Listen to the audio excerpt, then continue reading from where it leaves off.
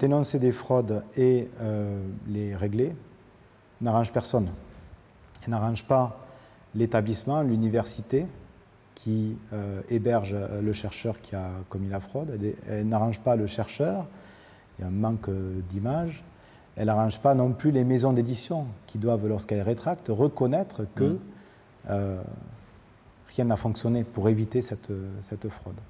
Donc, arriver à dépasser ce stade de « ça n'arrange personne » et aller vers « on reconnaît que le collectif des scientifiques est un collectif humain ». Dans tout collectif humain, il peut y avoir des anicroches, des petits problèmes, des manquements aux bonnes règles, est quelque chose qui prend de plus en plus. J'ai plusieurs exemples à citer. Donc, parmi les institutions, on peut trouver les maisons d'édition. Oui. Elles rétractent de plus en plus. Elles ont dépassé en 2023 les 10 000 rétractations. Dans Nature, il y a eu un éditorial qui a commenté ce fait-là, ce qui montre qu'au lieu de mettre la poussière sous le tapis, au contraire, les maisons d'édition réagissent.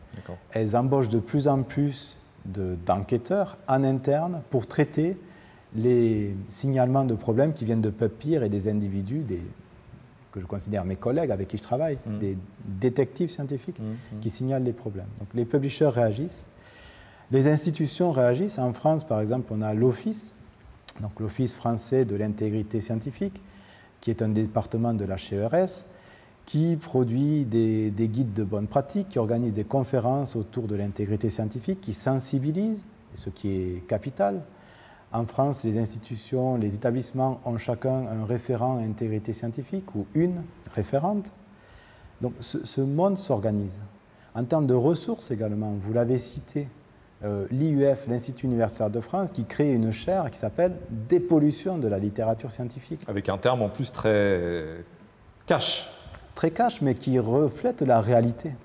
Et quelque part, qui peut être contre la dépollution? On le voit pour l'environnement, mais il faut prendre conscience que même dans le numérique, dans quelque part le moins tangible, des articles scientifiques, des PDF, mais oui, mais ces PDF, ils sont lus par à la fois les humains, donc les étudiants, nos patients, et par les IA également.